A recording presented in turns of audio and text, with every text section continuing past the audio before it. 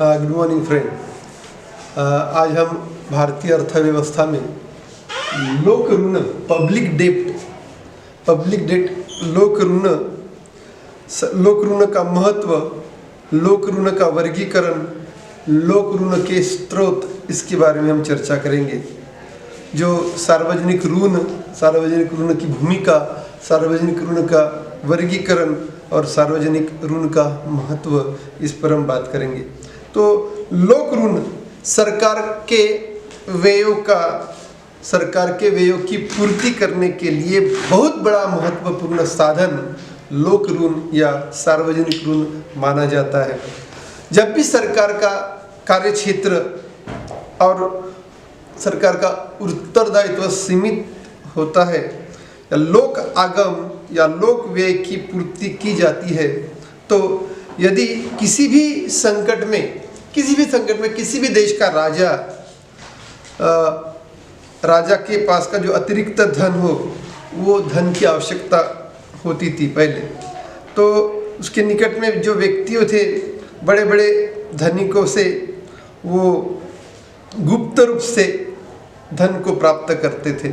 लेकिन आज राज्य का कार्यक्षेत्र और उत्तरदायित्व इतना बढ़ गया, इतना व्यापक हो गया कि लोक ऋण बजट का एक महत्वपूर्ण अंग देश की अर्थव्यवस्था में बन गया है। और इसका विकास, उसकी चर्चा अगर करते हैं तो प्रोफेसर J.K. मेहता, भारतीय अर्थशास्त्री है, वो कहते हैं कि लोक ऋण अपेक्षाकृत एक आधुनिक घटना है और विश्व में लोकतांत्रिक सरकारों के विकास के साथ अस्तित्व में सार्वजनिक ऋण आया है।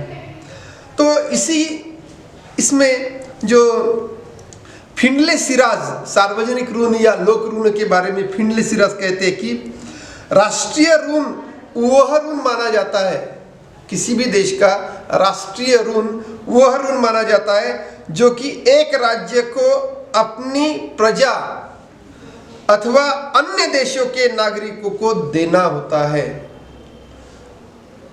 किसी भी देश में यह स्थिति नागरिकों द्वारा यह लोक ऋण रेजिंग किया जाता है। तो सार्वजनिक ऋण एक ऐसा नवाविष्कार माना जाता है जिसके संबंध में कई शताब्दियों के पहले भी हमें इस सार्वजनिक ऋण के बारे में चर्चा होती थी। आज सार्वजनिक ऋण देश के अंदर या बाहर सरकार द्वारा प्राप्त किया जाता है, चाहे वो केंद्र सरकार हो, चाहे वो राज्य सरकार हो।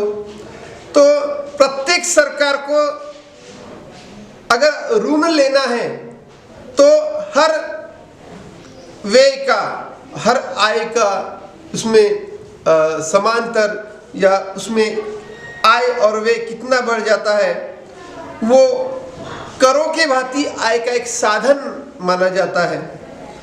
और विस्तृत रूप में सार्वजनिक राजस्व, इस शब्द को हम देखेंगे तो वो सार्वजनिक ऋण में भी इसमें सम्मिलित किया गया है। तो सार्वजनिक ऋण को सार्वजनिक आय, सार्वजनिक ऋण, सार्वजनिक व्यय, इसमें सम्मिलित किया गया है। तो सार्वजनिक ऋण एवं निजी ऋण, उसके बीच में जो अंतर है वो भी हम देखेंगे, उसमें क्या क्या खामियां हैं। लोक ऋण का आशय, लोक ऋण एक अनिवार्य साधन है। लोक ऋण एक ऐसा एक अनिवार्य साधन है। लोक ऋण ब्याज रहित हो सकता है, लोक ऋण ब्याज रहित भी हो सकता है, और लेकिन ब्याज रहित लोक ऋण तभी हो सकता है जब उसकी संभावना रहती है, यानी जबकि लोक ऋण अनिवार्य हो, लोक ऋण या सार्वजनिक ऋण अनिवार्य हो, क्योंकि स्वेच्छा होने पर भी बिना ब्याज के लोक ऋण मिलने की संभावना बहुत उसमें कम रहती है। तो सरकार अपने ऋण का भुगतान मनाकर ऋण दायित्व से मुक्त हो सकता है। अगर सामान्य ऐसा नहीं होता है तो लोक ऋण से प्राप्त राशि को पूंजीगत प्रकृति की प्राप्ति माना गया है। इस बजट में पूंजीगत प्राप्ति में दिखाया जाता है, पूंजीगत प्राप्ति में उसको कैपिटल रिसीट में दिखाया जाता है।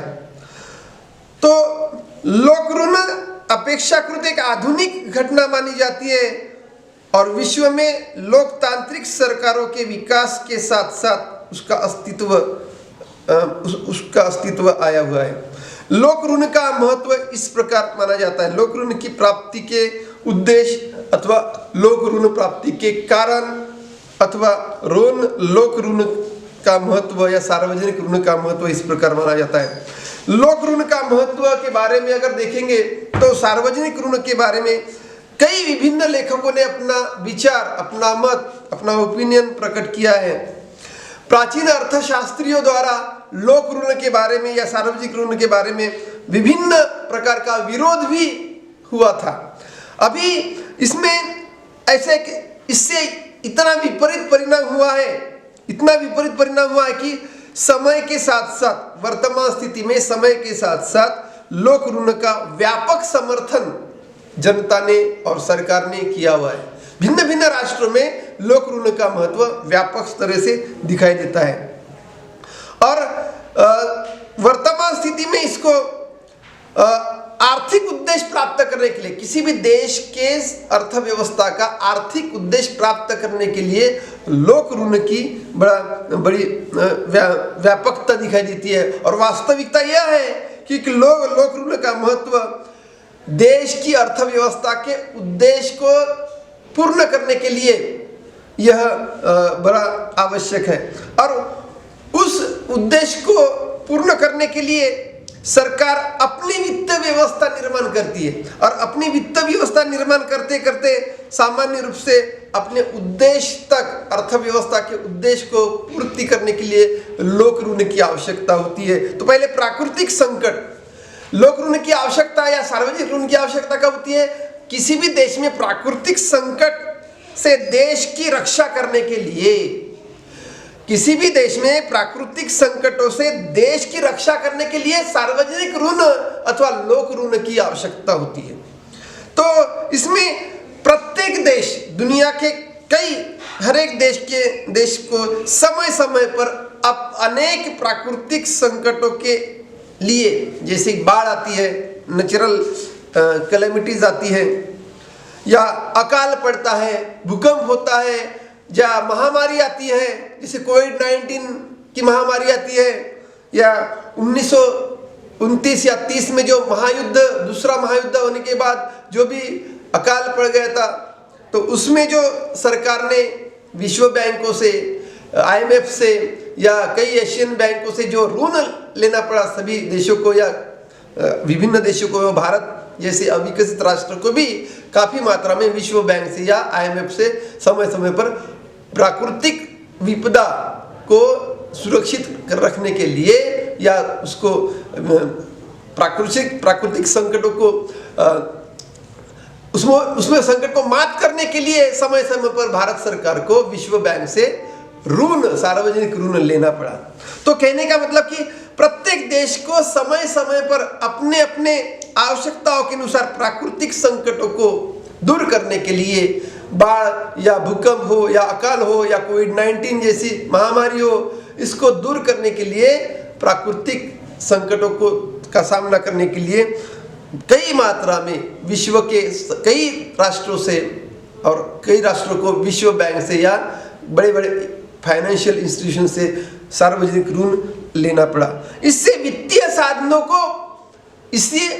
साधनों की पूरी पूर्तता की जाती है और इसको लोक ऋण एक अनिवार्य साधन इसलिए माना जाता है क्योंकि वो संकट काल में, प्राकृतिक संकट काल में वो काम आता है। दूसरा है युद्धकालीन वित्त व्यवस्था। अगर किसी देश की में होती है युद्धकालीन वित्त व्यवस्था होती है, युद्धकालीन वित्त व्यवस्था के लिए भी लोक ऋण का बड़ा महत्व पाया जाता है, क्योंकि वर्तमान समय में तो युद्ध व्यवस्था एक महत्वपूर्ण पार्ट माना जाता है और युद्ध की वित्त व्यवस्था निर्माण करने के लिए बड़ी कठिन प्रयास सरकार को या विभिन्न सरकारों को करना पड़ता। कहने का मतलब कि ये जो सार्वजनिक ऋण बड़ा महंगा होते जा रहा है और भारत जैसे अविकसित राष्ट्रों को युद्धकालीन या आपातकालीन स्थिति को दूर करने के लिए कई मात्रा में समय समय पर लोक ऋण की आवश्यकता पड़ी और इसमें प्रतिरक्षा संबंधी के लिए या एक उपकरण माना जाता है, एक आवश्यक उपकरण माना जाता है और व्यवस्थाओं का व्यय इसमें अधिक बढ़ गया है। और युद्धकालीन स्थिति में अगर देखेंगे तो करारोपण के माध्यम से या करारोपण की पूर्ति करने की प्रक्रिया से इसको लोक ऋण एक अनिवार्य और आवश्यक साधन बन गया है, क्योंकि देश की युद्धकालीन वित्त व्यवस्था निर्माण करने के लिए सार्वजनिक ऋण की प्रक्रिया देश में अमल में लानी पड़ती है। आर्थिक नियोजन की वित्त व्यवस्था के लिए भी सार्वजनिक ऋण बहुत महत्वपूर्ण होता है। आर्थिक नियोजन की वित्त व्यवस्था के लिए लोक वित्त या सार्वजनिक ऋण बड़ा महत्वपूर्ण होता है, क्योंकि आज का युग आर्थिक नियोजन का युग माना जाता है। वर्तमान युग एक आर्थिक नियोजन का युग माना जाता है और प्रत्येक देश में, अभी तो हमारे देश में तो नीति आयोग है, तो नीति आयोग के माध्यम से देश की अर्थव्यवस्था को संपन्न करना और सुदृढ़ करना या इसका ग्रोथ एंड एक्सपेंशन करना, ये बड़ा एक आह्वान है। तो इसमें देश की तीव्र आर्थिक विकास या गति, देश की तीव्र आर्थिक गति निर्माण करने के लिए लोक ऋण की आवश्यकता बड़ी होती है और इसमें विकास का व्यय, देश की आर्थिक विकास का व्यय या विनियोग करने के लिए, अर्थव्यवस्था में विनियोग करने के लिए इस राशि की आवश्यकता या इस रकम की आवश्यकता होती है और जिसकी पूर्ति हमें समय समय पर सार्वजनिक या लोक ऋण के माध्यम से पूरी करनी पड़ती है या लोन लेना पड़ता है। सार्वजनिक निर्माण कार्यों के लिए भी यह लोक वित्त बड़ा महत्वपूर्ण होता है। तो सार्वजनिक निर्माण कार्य ने हमारे देश में सरकार को सार्वजनिक निर्माण कार्य करने के लिए काफी मात्रा में प्रयास करना, जैसे सड़क निर्माण करना है, रोड कंस्ट्रक्शन करना है, रेलवे लाइन, नई रेलवे का विकास करना है, बड़े बड़े बांध निर्माण करना है, प्रकल्प डैम अगर बनाना है, तो ऐसे भारी प्रकल्पों के लिए बड़ी मात्रा में राशि निर्माण करनी पड़ती है, राशि या व्यय करना होता है। तो उस रकम की पूर्तता करने के लिए आय के सामान्य साधनों से नहीं, सामान्यतः देश की आय के स्रोत से नहीं होती है, तो और आय का साधन या जो करारोपण के माध्यम से जो आय के स्रोत पूर्ण किए जाते हैं वो कम पड़ते हैं, इसलिए इन साधनों की पूर्ति कम पड़ती है। तो इसलिए वो पूर्तता दूर करने के लिए लोक वित्त हमारे देश में लिया जाता है। तो लोक वित्त सभी कारणों के लिए, इन सभी बड़े बड़े कारणों के लिए अधिक मात्रा में, कई मात्रा में कंस्ट्रक्शन बीच में स्थगित किया जाता है, कई डैम स्थगित किए जाते हैं लोक ऋण न होने के कारण, तो या देश की आर्थिक व्यवस्था सुरक्षित न होने के कारण कई मात्रा में वो स्टैग्नेशन आती है उसमें, स्टेबिलिटी में। तो वो स्टैग्नेशन दूर करने के लिए लोक ऋण की आवश्यकता होती है। तो ये वित्तीय व्यवस्था का एक साधन, बड़ा महत्वपूर्ण साधन माना जाता है। नेक्स्ट है सरकारी उद्योगों की वित्तीय आवश्यकता की पूर्ति करने के लिए लोक ऋण बहुत आवश्यक है।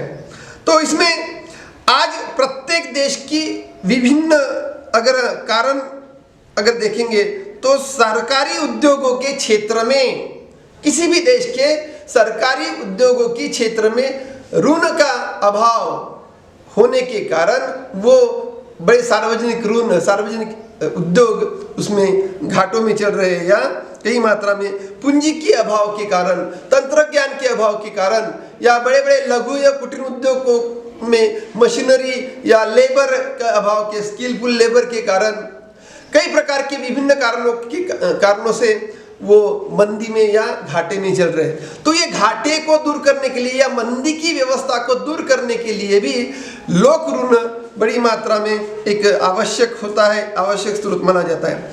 उद्योगों की स्थापना जब भी होती है तो पूंजीगत व्यय, ऐसे समय में पूंजीगत व्यय सबसे ज्यादा, उस स्थिति में पूंजीगत व्यय की आवश्यकता होती है। और भविष्य में भी जब भी आय, राष्ट्र की आय कम होती है तो उसको अर्जित करने के लिए उद्योगों में वित्तीय आय आवश्यकताओं को पूरा करने के लिए लोक ऋण का एक आधार माना जाता है। आर्थिक स्थायित्व निर्माण करने के लिए लोक ऋण की आवश्यकता होती है। ने अर्थव्यवस्था में आर्थिक स्थायित्व लाना एक बहुत बड़ा आह्वान माना जाता है और लोक ऋण का महत्वपूर्ण स्थान इसमें दिखाई देता है। लोक ऋण के माध्यम से मुद्रा प्रसार और मुद्रा संकुचन दोनों ही स्थितियों का समाधान करने के लिए लोक ऋण बड़ा महत्वपूर्ण साधन माना जाता है। क्योंकि मुद्रा का प्रसार या तेजी जब होती है देश में तो तेजी के स्थिति में रोजगार बढ़ता है, पूंजीगत आय बड़ी मात्रा में निर्माण होती है। तो जो के माध्यम से देश की मार्केटिंग सिस्टम इंक्रीज होती है, धीरे धीरे उसको एक्सटेंशन मिलता है और काफी मात्रा में कंज्यूमर्स को भी एक सेटिस्फैक्शन मिलता है। लेकिन मंदी के स्थिति में रोजगार चला जाता है, बड़े बड़े उद्योग या छोटे उद्योग भी बंद हो जाते हैं, धीरे धीरे रोजगारिता कम होने के कारण उसका कंज्यूमर के स्टैंडर्ड ऑफ लिविंग पर भी एक बुरा असर होता है। तो ऐसी स्थिति में, दोनों ही स्थिति में सार्वजनिक ऋण की आवश्यकता या लोक वित्त की आवश्यकता देश की सरकारों को बहुत बड़ी महत्वपूर्ण होती है। तो समाज के पास क्रय शक्ति को जब भी कम होता है, समाज की क्रय शक्ति कम होती है, तो समाज की क्रय शक्ति को दूर करने के लिए लोक वित्त या लोक ऋण की आवश्यकता सरकार को होती है। इससे व्यापक समर्थन मिल रहा है। तो जनता के पास निष्क्रियता नहीं होनी चाहिए, ऋण निष्क्रियता नहीं होनी चाहिए या धन निष्क्रियता नहीं होनी चाहिए। धन की निष्क्रियता अगर निर्माण हुई या निराशा अवस्था में अगर जनता या समाज निर्माण हुआ तो देश में कई मात्रा में कई समस्या, जैसे मानसिक समस्या या पूंजीगत समस्या या औद्योगिक समस्या या कई प्रकार की समस्याएं समाज को या देश के सामने निर्माण होती है। कई कुपोषण, कई पॉवर्टी, कई प्रकार की समस्याएं बढ़ती है। तो इससे देश की विफलता होती है। देश में विफलता है ना, संकट आता है, इकोनॉमिक क्राइसिस बढ़ता है और इकोनॉमिक क्राइसिस को ऐसे समय में दूर करने के लिए सरकार का एक महत्वपूर्ण स्रोत, राजस्व का महत्वपूर्ण स्रोत होता है, वो है लोक ऋण या लोक ऋण के माध्यम से ही इस जिम्मेदारी को, इस गैप को पूरा किया जाता है। यानी देश में मंदी और देश का जो मुद्रा विस्तार और मुद्रा संकुचन, ये दोनों स्थिति में लोक ऋण की आवश्यकता हमारे देश में समय समय पर बहुत महत्वपूर्ण मिली है। नेक्स्ट है, अर्धविकसित देशों में विकास गति तीव्र करने के लिए लोक ऋण बहुत महत्वपूर्ण माना जाता है।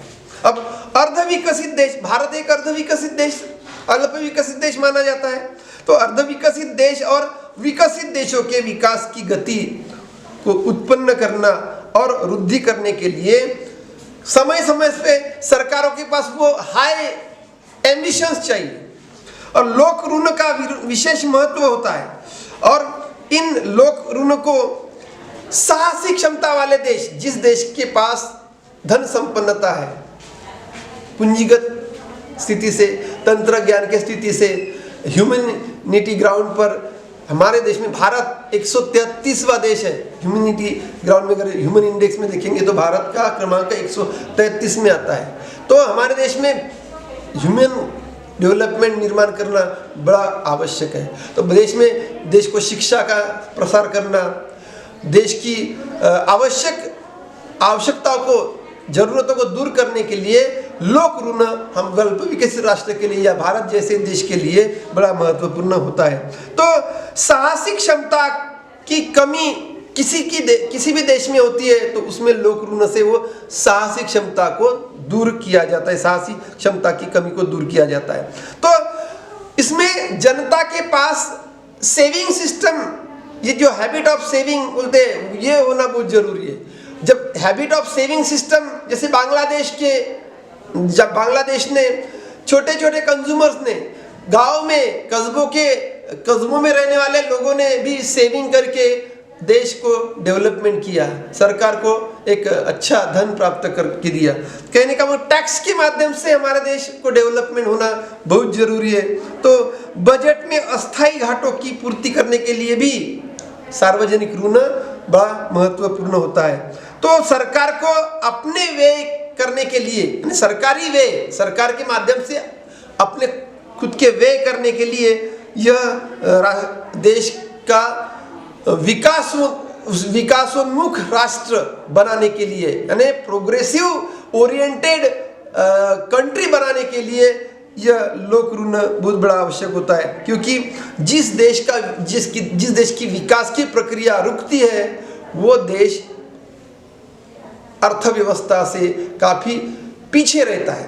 तो हमारे देश में पूर्ण विकास निर्माण करने का लक्ष्य, और बड़े बड़े योजनाकारों ने पहली पंचवार्षिक योजना से हमारे देश में विकास करने का लक्ष्य, बहुराष्ट्रीय विकास करने का लक्ष्य रखा था। और विकास की किसी भी योजनाओं में वित्त की आवश्यकता बहुत बड़ी होती है, वित्त की भूमिका बहुत बड़ी होती है। और सार्वजनिक ऋण एक विशिष्ट व्यवस्था में या विशिष्ट स्थिति में सार्वजनिक ऋण का स्थान बड़ा महत्वपूर्ण होता है। तो इसमें पूंजी निर्माण करने के लिए बड़ा सहायक लोक ऋण माना जाता है। क्योंकि सार्वजनिक ऋण के माध्यम से सरकार जनता में विभिन्न प्रयोग निर्माण करती है और विभिन्न प्रयोग के माध्यम से बचतों की मात्रा बढ़ाती है। बचत को प्राप्त करने के लिए उत्पादक योजनाओं में विनियोग कर सकती है और इस विनियोग निर्माण करते करते पूंजी निर्माण जो होता है, तो पूंजी निर्माण की वृद्धि होने के कारण देश में लोक ऋण भी और उसमें लोक ऋण की उसमें भूमिका ज़्यादा दिखती है। अनावश्यक उपयोगिता पर प्रतिबंध होना चाहिए। अनावश्यक उपयोगिता पर प्रतिबंध, यानी हमारे देश में अभी लोगों की लाइफस्टाइल बढ़ रही है, स्टैंडर्ड ऑफ लिविंग बढ़ रहा है और पाश्चात्यकरण हमारे देश में सबसे ज्यादा हो रहा है। तो वो जो लाइफस्टाइल जब जैसी इंप्रूव होती है वैसी उसकी नीड्स एंड वांट्स को इंप्रूवमेंट होता है। तो नीड्स एंड वांट्स को पूरा करने के लिए इंडस्ट्रियलाइजेशन,